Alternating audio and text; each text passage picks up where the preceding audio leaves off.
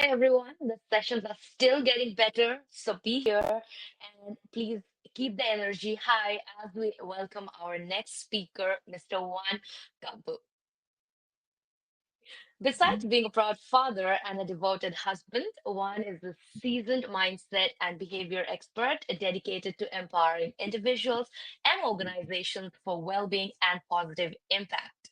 He's a TEDx speaker, award-winning coach, and Amazon best-selling author. Juan has collaborated with leading training firms in Europe and has helped over 14,000 people worldwide. So, hi Juan, thank you so much for joining us today. How are you? Hey there, doing super good. Thank you so much. I was surprised. Nobody was there, and I thought something must be going on. Now I know what it is. Thanks for letting me know. Welcome everybody. It's a pleasure to be here with you today. And yeah, how do we want to do this, Tripti, from now on? Yes, so I don't want to take much of your time. The stage will be all yours, and you can go ahead with your presentation and your session. Brilliant. Let's do it.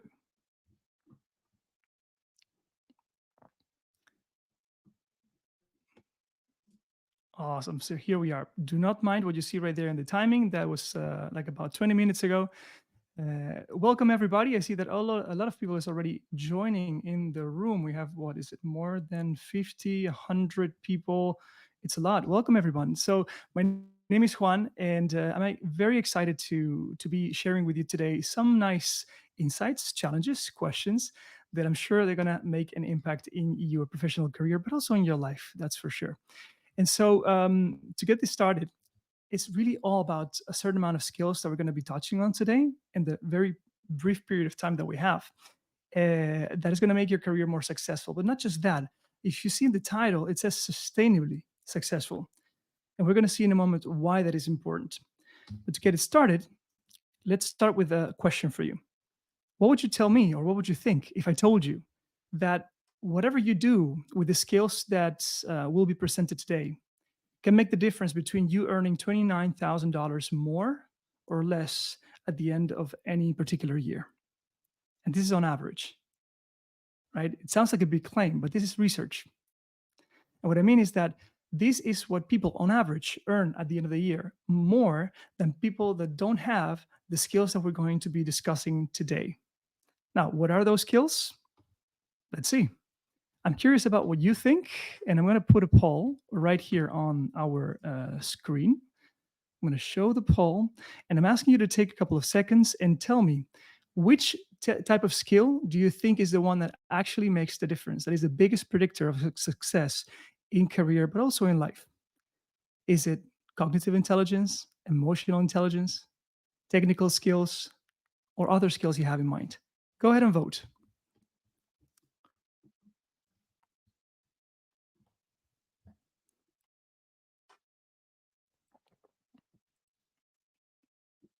Tripti, if you can see if everything is well. I only see 5 votes so far. Is the mic okay? I see them coming now. All right.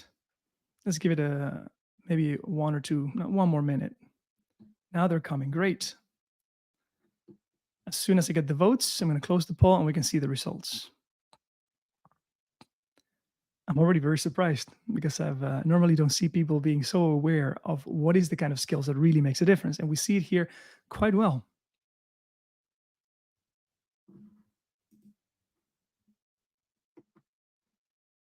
Brilliant. Okay, a couple more seconds. We have about 50 votes so far or something like that. All right, 10 more seconds and I'll close it and share with you the results.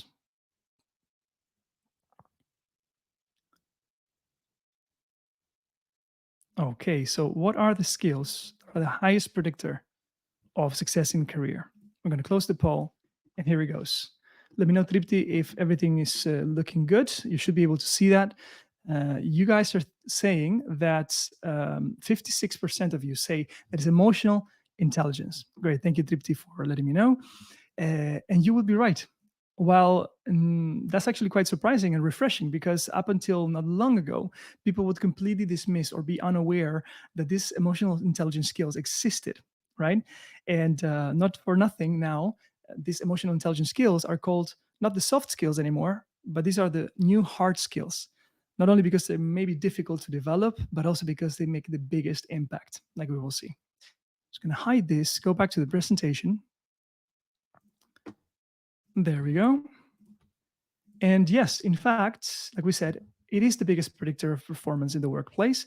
It's also the strongest driver of leadership and personal excellence. And it explains about 60% of success in anyone's job, no matter what the hierarchy is of the industry is. That's how important it is. All right. And I would think it's about 20% the impact of cognitive intelligence skills, right? So more rational things instead of emotional. And this is not only for your performance, which later manifests, of course, in your opportunities, in how much money you earn, but it's also about your opportunities in your development of your career, right?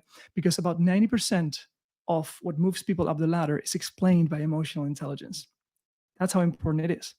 Now, if I take you back to the title that said sustainably successful career, this is also what I mean about. Because what is good? What is the good of killing yourself and working so many hours a day if in the next 2 3 years you're going to burn yourself out, you're going to fall into a depression or something like that? Because studies show that about 4 out of 5 people, European people, workers, are with moderate to high mental health risks. Again, all of them with symptoms of stress, anxiety, depression, and others. So that's why we will only no one we not only want to be successful, we want to be sustainably successful.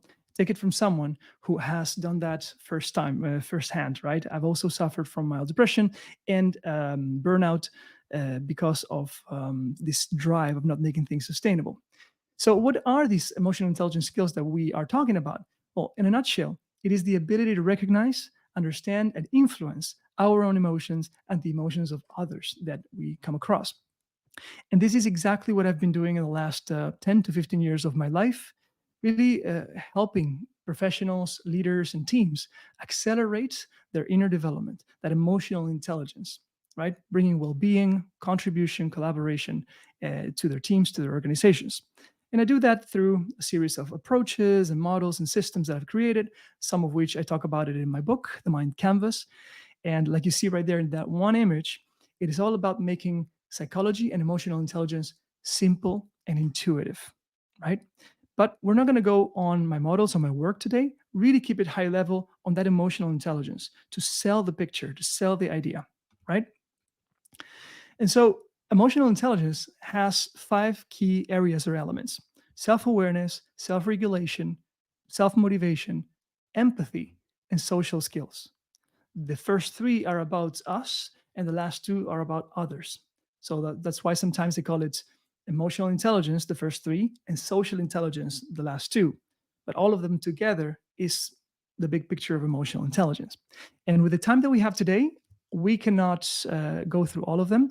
So I've prepared really like a teaser, a little bit of storytelling, a little bit of data to really inspire you so that you can start your own journey into emotional intelligence. Shall we? Starting with the first one, which is self awareness. And self awareness has 2 parts: the internal self awareness and the external self awareness. The internal one is about recognizing and understanding your own emotions that most of the time we are completely oblivious of. And the external is about being aware of how we come across, of how our actions, emotions affect others and impact others, right? And if I would ask yourself, looking at that definition, would you consider yourself self aware? Well, studies show that 95% of people think they are self aware, just like about 95% of people think they're good drivers. But do you know how many people actually are self aware? Well, Harvard Business Review says in their study that yes, it's about 10 to 15% only. And this gap that you see right here, this is the source of all conflict, problems, and basically the reason why we don't tap into the potential of teams and productivity and organization and creativity and innovation is because of this gap in perception. So if we have to stop right now this keynote, and I want you to leave with something, is don't think that you know the truth, right? You know what you know, and a big part of what you know, it is actually not based on all the facts. And so, This is exactly what happened to me. Look, I'm 40 years old, and I'm going to open up a little bit here and recognize that for the first 36 years of my life, 36 out of 40, I had no clue. I thought I was a humble person, but it turned out that I was quite arrogant. Okay. It's actually find it very interesting to say it right now in front of you. Um, but yeah, I was convinced I was humble, but only because of feedback in an environment where a lot of feedback was being given often enough did I come to know about myself that I was quite arrogant. 37 years of your life. So that's the importance of knowing yourself. And even though internal self awareness, which is the ability to look inside and become aware of these things and understand these things, that's more difficult to develop and it takes time. But it's the external self awareness, which we can tap into and use quite easily. It is all about asking others for feedback so that we can know ourselves. And it's about asking that feedback as often as you can, or as often as your ego would let you do it, would allow it. All right. And how do you do that? You ask questions as, hey, look, how do I come across? What qualities do I have? Do you see in me that are good for this relationship, this team, this company? And whatever they say, make sure you do more of this. It's working. Okay. You're going to spend less energy and have much more influence for yourself and for others. But also, look, what qualities or pitfalls do I have that are not contributing to the relationship, to the team, to the company? Okay. And make sure you do less of them. Now, if you activate the inner side of self awareness, you can go and explore what's driving this. Why am I reacting in these ways? Why do I come across as arrogant? And then that's when the beautiful journey begins. And that takes us to the second skill that I want to talk about today, self regulation. And it's all about managing your impulses, your emotions, your reactions, right? That's the thing that people are seeing and reacting to and giving you feedback over. But like I put there as an extra, it's really about the thoughts and beliefs behind them, that if you change them, your emotions, your reaction, your impulses will change naturally. Okay. And continuing the story of the arrogance, look, for the first 36 years of my life, it was not the first time that I heard that feedback. I heard it many, many times. But why, for some reason, that feedback was not landing? Why I was not able to see, recognize, and also do something about the fact that I was arrogant? It was because I was not self regulating. What do I mean by this? Every time that someone would tell me, hey, that you come across as arrogant or that's quite arrogant, I would go immediately into reactive mode, either defensive or offensive. Defensive in the sense of trying to deny it, trying to avoid the topic, or offensive, putting the responsibility back on others. So I would feel ashamed about the feedback and I would tell them, no, it's not that I'm arrogant, it's that you have low self esteem or something in those lines, which is quite arrogant to say, isn't it? Right. So it's my emotional reaction, my lack of self awareness that was then not only not helping me to become aware, but also negating the truth and preventing me from growing and others from wanting to work with me better. And so it is the moment that I actually allowed the feedback to land and the change started to happen, when I asked myself a self-regulating question, the question of how can I say that I'm not arrogant if I don't know the definition of arrogance? And so I went and Googled, and what happens is that, yeah, I was quite arrogant. That was the moment that everything started to change. It opened a Pandora's box of self-awareness and self-exploration. It allowed me to look deeper into myself and find all these kinds of blind spots and sharp edges that I never knew about. And so, what are things that you can do to start really closing the gap between what you think of you and what you really are being like and doing and coming across like? Well, you can basically question yourself, challenge and expand your perception about yourself, about the problems that you have, about relationships, about the situation in your company. And how do you do that? Well, asking yourself beautiful, open questions, such as, what don't I know? What am I missing here? How am I wrong? And how are the others right? And how else could I think about this? How do others think about this? The moment you expand your perception that way, you start seeing more of reality. You start being more aligned with what is. And every decision you make, about how to think, how to feel, how to react, how to behave, how to influence is going to be much more close to what it should be or could be. And therefore, your influence is going to go higher and higher. That takes me to the next one, which is motivation. And it's intrinsic motivation, right? Because it's not about what others do so that you're motivated. It's not about your salary. It's not about your perks. If you work at Google and you can play ping pong or go to the beach for an hour or two, it's really about that inner drive that you create to perform and achieve no matter what happens outside, whether it's adversity, whether it's good conditions, whether you like the person you're working with or not. And how to create that motivation in a way that is sustainable, that you don't have to motivate yourself every day. It's, I call that personal leadership, right? It's a big concept. And I'm going to be giving you some nice resources at the end of this keynote. But personal leadership, think about it. Whenever a leader or a company starts, right, what is the first thing they set? They create. They create a vision, the big why. Why do we exist? To create what? What is that vision of the world that we have that if we contribute to it, the world will be a better place? Is it better technology for people to be more productive? Is it eliminating poverty? You name it. And then you create your mission as a company saying, this is our mission, our purpose on how we are going to help achieve that vision that we have. Right. And that is the strategy. Vision, mission, goals is the strategy part. Then they also go and create the culture, which is what attracts you as well. Right. What are our values, our principles, how we go about fulfilling that mission and that vision? All of that is what leaders do and create so that all of us can go and work for these companies. In the same way, you can do this and probably should do this for yourself. That's what I call personal leadership, right? And so, to tell you an example of this, the best company I've ever worked for, even though then it became a weird story, but the company it really made the biggest impact. I enjoyed the most, that I learned the most, and that I'm most grateful for was a company that I couldn't apply for because it was in the Netherlands. I was just arriving. I didn't have the language. I didn't have the network they were wanting for the job of consultant, training consultant, and also I didn't have much experience as a trainer and facilitator. Yes, I did have as a coach, but it's not the same thing. And so still I called and I talked to human resources.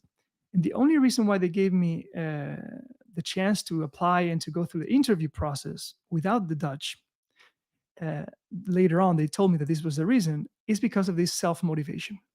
When I called them and when I explained who I was and why I really wanted to work at that company, they were so impressed by the clarity that I had on why I wanted to work there, on the clarity on who I am, what I stand for, and how this job in this company will help me, will align with what I'm trying to do in the world. That would give them trust, confidence that this is a good match, that I'm not going to be there just for the money or for the short term. And so, again, is the motivation that helped them trust me, even though I didn't fulfill many of the important requirements. So, how can you activate this for you? Again, lead yourself. Because if you don't lead yourself, if you don't know where you're going and how you want to go there, someone will be happy to tell you.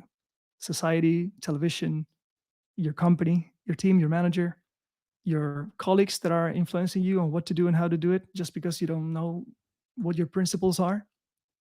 So practice personal leadership by having a vision of yourself, of life, of your career in the long term. That is the why you do what you do, but also your mission. How am I going to create that vision or make it happen?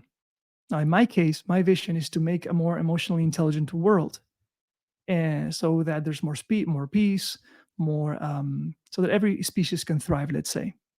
And I know that my mission, looking at my qualities, my talents, skills, and my passions, is to provide facilitation through keynotes and training and coaching to elevate that emotional intelligence so that that world one day becomes more real. Now, also know your values and principles, right? What's important for you? For me, it's respect. For me, it's care, it's impact, it's awareness, it's personal development. So once you know these things, what you do, this is the most important part, is align everything you do, you decide, even your job searches, with your vision, your mission and values, this compass of yours. Because it is only then that you're making actually the right decisions for you instead of for someone else, right? And when you do that, you come across as, yeah, as a leader of your own life. That creates trust, that creates enthusiasm on the other side, inspiration, and motivation to work together. It takes us to the last of the five that we're going to be covering today, which is empathy. And it's nothing more than understanding the emotions of others and relating to them. And even though this sounds like a big word and sounds easy, and we may think we are empathetic, believe me, I'm the first example of this. We overestimate, most of us, how empathetic we really are. What is our ability to put ourselves in the shoes of others, right? Understand their perspective. And this is interesting because the second reason why the company hired me, they told me later on, it was because after I was invited to the big interview with the owners and human resources, they said that, well, they have this interesting selection process or interview process that instead of asking me questions to figure out who I was and what I can do, they ask the applicant the question, what do you want to know about us? Go ahead, shoot. Now, I was prepared because I'm interested. And my questions were in the line of, look, what are you looking for this role? It was not about me, it was about them. How do you know that you make a good choice here? What were examples in the past of consultants where you made a great choice, and why was that? What were their qualities? At the same time, when did it go wrong on a hiring process and why? Right? So after those pieces of information were on the table, we had a very honest, transparent conversation about, look, I do have this, I don't have this, I am willing and able to develop these, I need your help on that. And that gave them complete confidence that, look, you got the right attitude and this can work. That wouldn't have been possible if I would have just started talking about all the things that I'm great at and things like that. So empathy is important. Well, how can you start developing more empathy? Really, it is about care, caring about others. That goes against our nature of being self oriented. So show interest, start asking questions, invest time, even though it may feel like a cost to you. Invest time in getting to know others, their perceptions, their stakes, their fears, their challenges, their passions, etc., etc. But most importantly, just like with the motivation part, is not what you know, but what you do with that information. If you allow that knowledge that you get from them to influence how you decide and act, then you start really making impact and come across as empathetic and be empathetic. And the most beautiful part about this is that not only you affect others positively, it comes back to you tenfold. It's beautiful to see. So it is really an investment. And well, looking at the time that we have today, that's only how far we can go. However, to walk the talk, I want to practice some self awareness with you guys today. What do I mean by this? I'm going to be showing you a QR code in a second, and that will take you to, with your phone, you can scan it. It will take you to a feedback form where you can rate this session and give me feedback and a testimonial. But most importantly, at the end of it, not only would help me, of course, become more self aware, at the end of it, you will be redirected to a page that I put together for you with a bunch of free resources for your emotional intelligence, workbooks to develop your personal leadership, a self assessment to become much more aware, a course to help you develop that self regulation, and also some free chapters of my book, together with the slides of this keynote and podcast and my TED talk and et cetera, et cetera, et cetera. So, without further ado, I invite you to scan that code. And if it doesn't work, you can still use the link that you see on the right side using that code. It will take you about a minute. And once we're ready, we're going to come back and close together strong. Go ahead.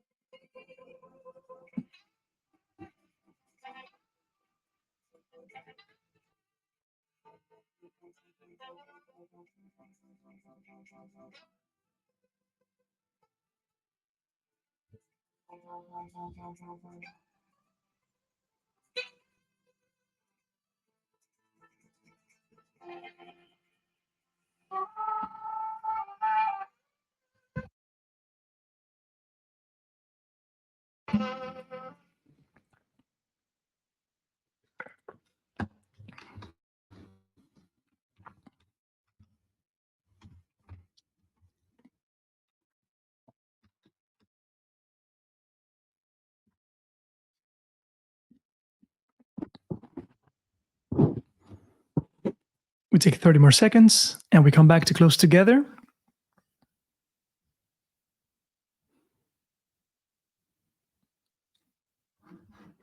Yeah, something happened with the audio, but there it goes again. Interesting.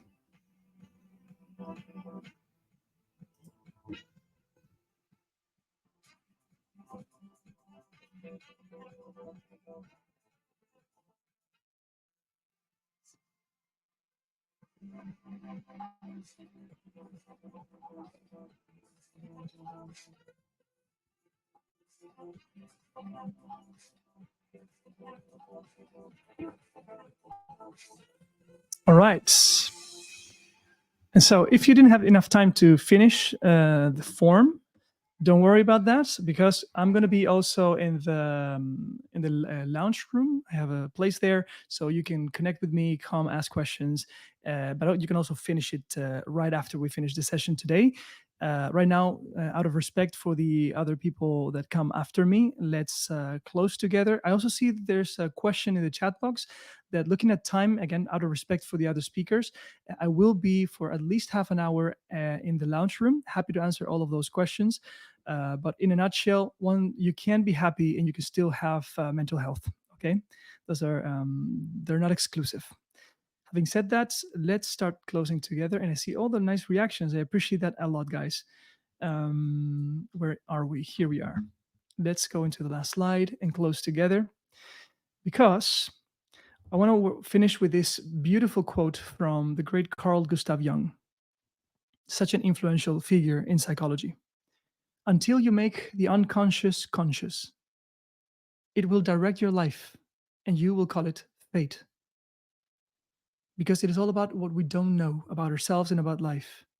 So, taking the time to develop these skills, to challenge yourselves, to become self aware, to self regulate, to ask for feedback, and all the things we talked about today, you will lower the level of your unconscious and you become more conscious, more aware of things, will allow you to make better decisions. And those better decisions will manifest in better relationships, better well being, for a more sustainably successful career.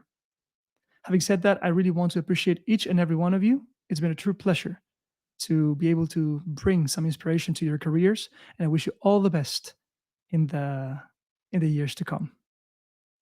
Take care. I'm going to be answering some questions on the room. Unless Tripti, you'd say there's time, and you want to do it here, it's up to you. Unfortunately, we do not have time here, but yeah, of course, you can meet one at his table in the lounge. But one, thank you so much for bringing up such a beautiful presentation on such a meaningful topic out here today. And I think this is something, sometimes it's underrated and people don't consider about skills like this. But thank you so much for bringing it up for our viewers. I'm pretty sure they enjoyed your session and they have gathered a lot of valuable information from it. So, once again, I would really, really like to thank you and appreciate your time for being with us today. Thank you so much, Juan. My pleasure. My pleasure. Take care, guys.